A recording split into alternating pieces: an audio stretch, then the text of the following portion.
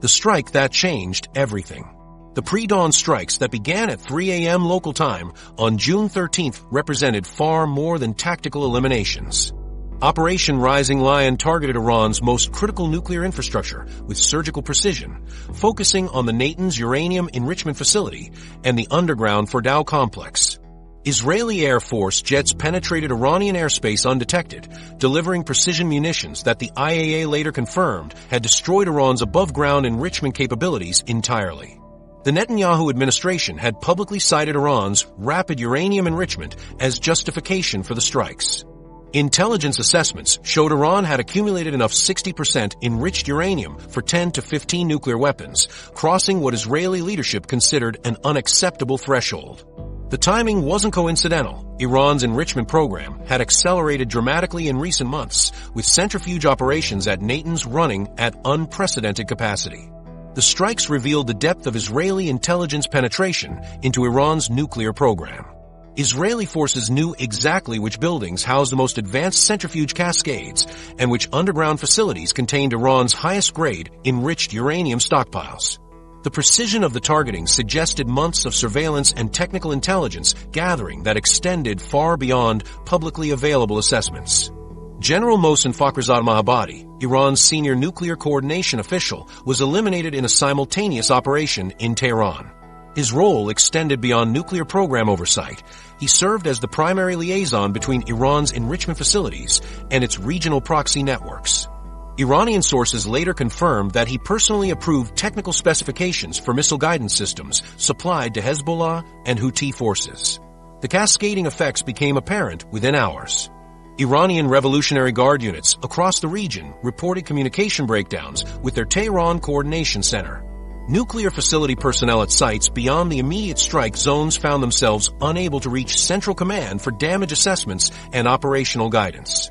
The systematic nature of these disruptions indicated that Israeli planners had targeted the coordination infrastructure that connected Iran's nuclear program to its broader military operations.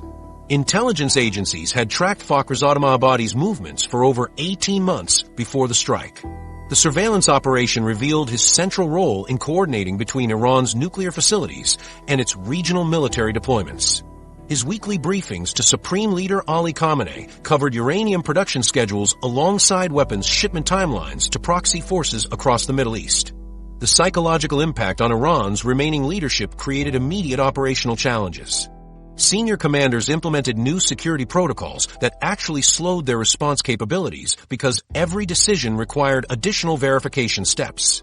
The fear that Israel maintained real-time surveillance of Iran's highest-level communications fundamentally altered how Iranian military leadership operated in the critical hours following the strikes. Iranian investigators discovered that the strikes had been timed to coincide with a critical juncture in Iran's nuclear program. Fakhrizadeh-Mohabbadi had been scheduled to brief Iran's nuclear negotiating team on current enrichment capabilities before their next round of international discussions. His elimination occurred exactly 48 hours before that briefing, ensuring Iran's negotiators would lack the technical assessments they needed. The operation's scope extended beyond individual eliminations to systematic infrastructure targeting. Israeli forces struck missile production facilities, command centers, and communication nodes across multiple Iranian provinces simultaneously. The coordination required for such widespread strikes indicated preparation for a broader campaign rather than isolated tactical actions. What became clear in the aftermath was that this represented the opening phase of a systematic effort to fragment Iran's nuclear program coordination. Israeli planners had identified the critical nodes that connected Iran's enrichment capabilities to its regional military operations. The strikes were designed to force Iran into exactly the kind of response that would expose its remaining operational networks. The IAEA's subsequent assessment confirmed that Iran's nuclear enrichment capacity had been severely compromised. The destruction of above-ground facilities at Natanz eliminated Iran's ability to produce weapons-grade uranium at previous rates. Underground facilities at Showdown sustained damage that would require months to repair, fundamentally altering Iran's nuclear timeline. Iranian military units across the region began experiencing coordination failures as the full scope of the intelligence penetration became apparent. Revolutionary Guard forces in Iraq found themselves unable to confirm weapons shipment schedules. Naval units in the Persian Gulf lost contact with their mission coordination center. The The systematic nature of these disruptions revealed how deeply Israeli intelligence had penetrated Iran's command structure. The strikes served as what military strategists call forcing function, an action designed to compel the opponent into revealing information they would otherwise keep concealed. Israeli planners understood that targeting these particular facilities and individuals would force Iran into a retaliation that would expose its own operational capabilities and reveal the true extent of its regional coordination networks. The elimination of key coordination personnel, alongside the destruction of critical infrastructure, created a decision-making vacuum within Iran's military hierarchy. Senior commanders found themselves operating without the technical assessments and operational guidance they had relied on for regional deployments. The timing ensured maximum disruption to Iran's ability to coordinate an immediate response. But Iran's leadership had prepared for exactly this scenario. As Israeli forces completed their initial strikes and began withdrawing from Iranian airspace, backup command systems that had remained dormant for years suddenly activated across the country. The speed of what followed would catch intelligence analysts completely off guard. Iran's lightning retaliation. Iranian missile batteries across 3 provinces received simultaneous launch authorization codes within 18 minutes of the initial Israeli strikes. Iran launched over 300 projectiles against Israeli military installations, demonstrating response capabilities that exceeded Western intelligence predictions. The IDF confirmed that Iranian forces targeted multiple strategic sites, including the Nevatim Air Base in southern Israel and the Ramon Air Base near Eilat, facilities that house Israel's most advanced fighter aircraft and coordinate regional surveillance operations. The speed of Iran's retaliation revealed backup command protocols that Iranian military planners had prepared for exactly this contingency. Rather than the 24 to 48-hour response window that intelligence agencies had predicted based on historical patterns, Iran executed coordinated strikes within 43 minutes of losing key commanders. This rapid deployment indicated pre-authorized response systems that could function independently of Tehran's primary command structure. Iranian forces employed a combination of ballistic missiles, cruise missiles, and drone attacks to overwhelm Israeli air defense systems. The projectiles approached Israeli airspace from multiple directions simultaneously, creating complex targeting challenges for interceptor systems.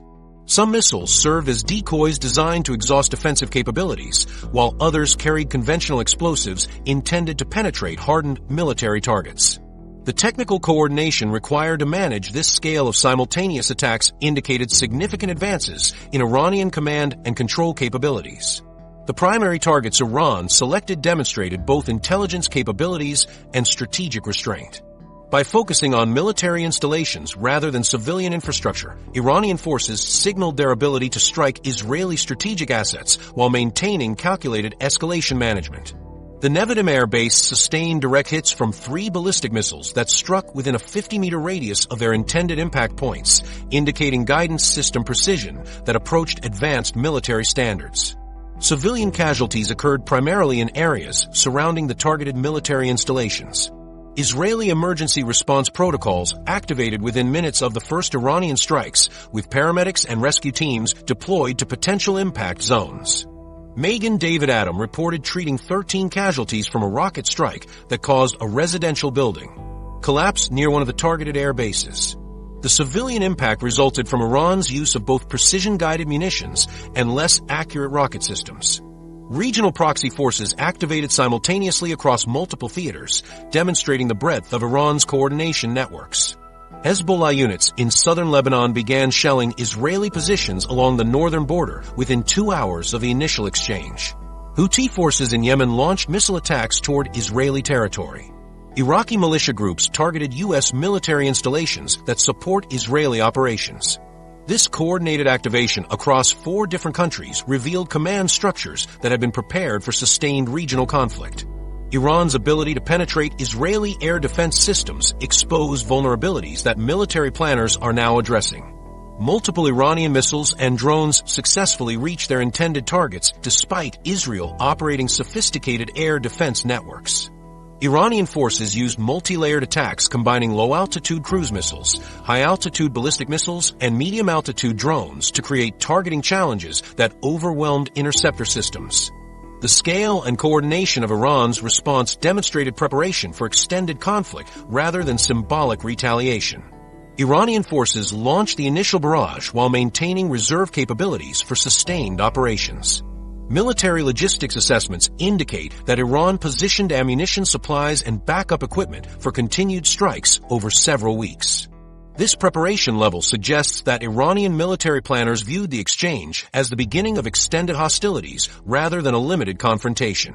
Iranian ballistic missile strikes demonstrated accuracy improvements that exceeded previous performance assessments.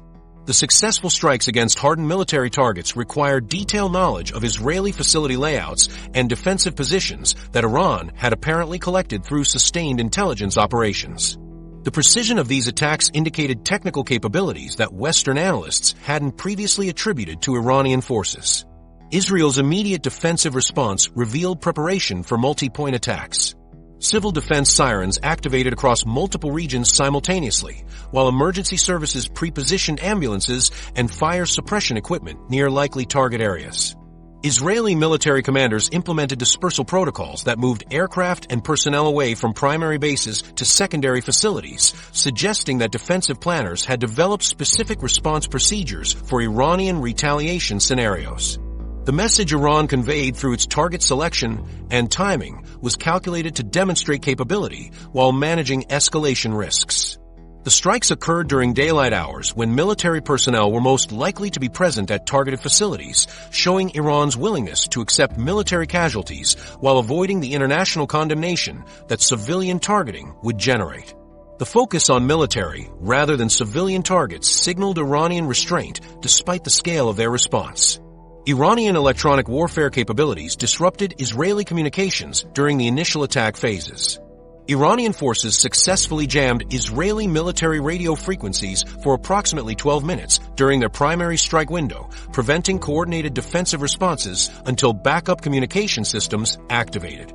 This electronic warfare capability indicated Iranian investment in sophisticated signal jamming technology that had been underestimated in previous assessments. The technical sophistication Iran displayed during the retaliation included guidance systems that enabled multiple direct hits on hardened targets. The successful penetration of Israeli air defenses required coordination between different missile types and attack vectors that demonstrated advanced planning and execution capabilities. Iranian forces managed to maintain operational tempo throughout the extended engagement while coordinating with proxy forces across multiple countries. As the immediate exchange concluded and damage assessments began, both nations found themselves confronting a reality that extended far beyond conventional military calculations. The strikes had triggered automated security responses at the most sensitive installations in both countries, creating an entirely new dimension of risk that neither side had fully anticipated. Nuclear facilities on high alert. Nuclear facilities across both Israel and Iran initiated complete lockdown procedures within 90 minutes of the first military exchanges. The International Atomic Energy Agency confirmed that despite the strikes on Iran's Natanz uranium enrichment facility, no radiological release occurred, demonstrating that existing nuclear safeguards functioned effectively even under direct attack conditions. The IAEA's real-time monitoring systems detected the facility lockdowns immediately, with automated safety protocols successfully containing all nuclear materials during the bombardment. The Natanz facility, which houses over 8,000 centrifuges used for uranium enrichment, sustained significant structural damage from the Israeli strikes. However, the IAEA's subsequent assessment verified that the uranium-producing areas were destroyed without breaching containment systems that secure enriched nuclear materials. This outcome highlighted both the vulnerability of nuclear facilities to precision strikes and the effectiveness of international safety standards designed to prevent radioactive contamination during military attacks. Israeli nuclear facilities, including the Dimona Nuclear Research Center in the Negev Desert, activated similar emergency procedures as Iranian retaliation began. The simultaneous lockdown of nuclear installations in both countries represented an unprecedented escalation that nuclear security experts had never documented during active Middle Eastern conflicts. These emergency activations extended beyond primary enrichment facilities to include research reactors and waste storage sites across both nations. Emergency protocols at nuclear installations involve comprehensive safety measures that activate automatically when facilities detect nearby military activity. Personnel evacuations occur within predetermined timeframes, with only essential security staff remaining to monitor automated safety systems. Backup power generators activate to maintain cooling systems for reactor cores and spent fuel storage pools, while electronic surveillance systems switch to maximum sensitivity settings to detect any approaching threats. International monitoring systems detected these emergency activations through multiple surveillance methods. Satellite imagery analysis confirmed the cessation of normal activities at nuclear sites in both countries, while electronic signals intelligence detected the activation of emergency communication protocols that nuclear facilities use during crisis situations.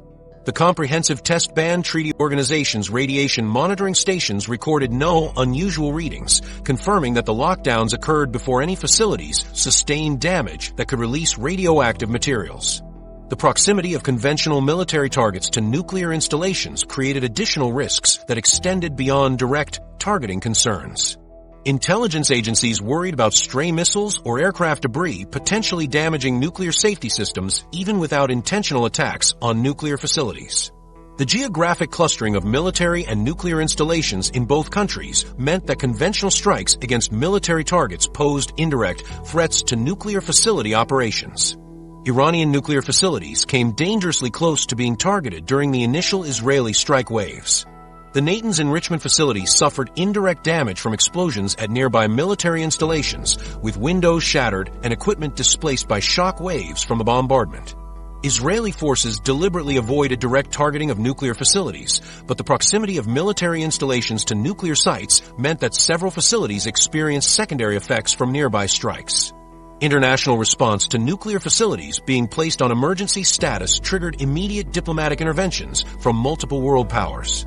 The International Atomic Energy Agency activated crisis response protocols and dispatched additional inspectors to monitor facilities in both countries. The United States contacted both Israeli and Iranian leadership through diplomatic channels to emphasize the catastrophic consequences of any direct attacks on nuclear installations. The European Union foreign ministers held emergency consultations to coordinate responses aimed at preventing nuclear facility targeting, while Russia and China issued joint statements warning against any military operations near nuclear sites. These diplomatic interventions demonstrated international recognition that conventional military exchanges in the Middle East could rapidly escalate into nuclear security crises with global implications. Nuclear security experts acknowledge that existing contingency planning for nuclear facility protection during Middle Eastern conflicts had underestimated how quickly conventional warfare could pose direct threats to nuclear safety systems. The geographic proximity of nuclear programs to ongoing military conflicts created unique risks that don't exist in other regions with nuclear weapons capabilities, forcing a reassessment of whether conventional warfare could be conducted safely near nuclear installations. The activation of emergency protocols at nuclear facilities in both countries demonstrated that even limited conventional exchanges could trigger nuclear security concerns extending far beyond the immediate combatants. Regional governments began implementing their own nuclear emergency procedures despite having no direct involvement in the Israel-Iran conflict, while international nuclear monitoring agencies expanded surveillance operations across the entire Middle East. The sobering reality revealed by these events was how rapidly nuclear concerns escalated during conventional military conflicts. What began as targeted strikes against military commanders and infrastructure transformed within hours into a crisis involving nuclear facility security across two countries. The international community discovered that diplomatic mechanisms for managing nuclear risks during regional conflicts remained inadequate when faced with rapidly escalating military exchanges. Military strategists now recognize that the Middle East contains the world's most dangerous concentration of nuclear facilities within active conflict zones. Iran operates multiple nuclear installations across a country that regularly exchanges military strikes with Israel and its allies, while Israel maintains nuclear facilities in a nation facing constant threats from multiple regional adversaries. This geographic reality creates unprecedented challenges for maintaining nuclear security during conventional military operations. The successful containment of nuclear materials during these exchanges, while preventing immediate catastrophe, exposed the technological sophistication that both nations had developed for conducting precision military operations near sensitive installations. The level of coordination required to execute such complex strikes while avoiding nuclear incidents revealed capabilities that military technology arms race exposed. The weapons systems deployed during these exchanges revealed military capabilities that had developed largely outside international monitoring efforts. Iran demonstrated the scale of its missile arsenal by launching over 300 projectiles against Israeli targets, including what military analysts identified as components of Iran's stockpile of approximately 2,000 heavy missiles. The barrage included ballistic missiles, cruise missiles, and coordinated drone swarms that approached Israeli airspace simultaneously from multiple directions. Israeli precision munitions achieved accuracy rates that exceeded performance specifications documented in previous regional conflicts. The strikes that targeted Iran's Natanz uranium enrichment facility required guidance systems capable of distinguishing between adjacent buildings and identifying precise impact points within nuclear installations. Military analysts examining strike footage confirmed that Israeli forces successfully hit intended targets while avoiding damage to nearby civilian infrastructure, indicating substantial improvements in weapons precision since previous operations. Iranian defensive capabilities proved more sophisticated than Western intelligence estimates had predicted. Iran's air defense systems successfully intercepted approximately 30% of incoming Israeli missiles during the initial strike waves, representing significant improvement over Iranian defensive performance during previous Israeli operations. The defensive systems displayed rapid target acquisition capabilities and demonstrated coordination between multiple air defense batteries across different geographic regions. Electronic warfare systems on both sides created operational challenges that military commanders hadn't experienced in previous Middle Eastern conflicts. Israeli electronic warfare capabilities successfully disrupted Iranian military communications during critical phases of the strike operations. Iranian forces responded with jamming systems that interfered with Israeli aircraft navigation and targeting systems, forcing Israeli pilots to rely on backup guidance methods during portions of their missions. The conflict exposed Iran's extensive drone capabilities, with Iranian forces deploying what intelligence sources described as tens of thousands of unmanned systems across multiple operational phases. These drone deployments included both reconnaissance platforms that provided real-time battlefield intelligence and attack systems that carried conventional explosives toward Israeli military targets.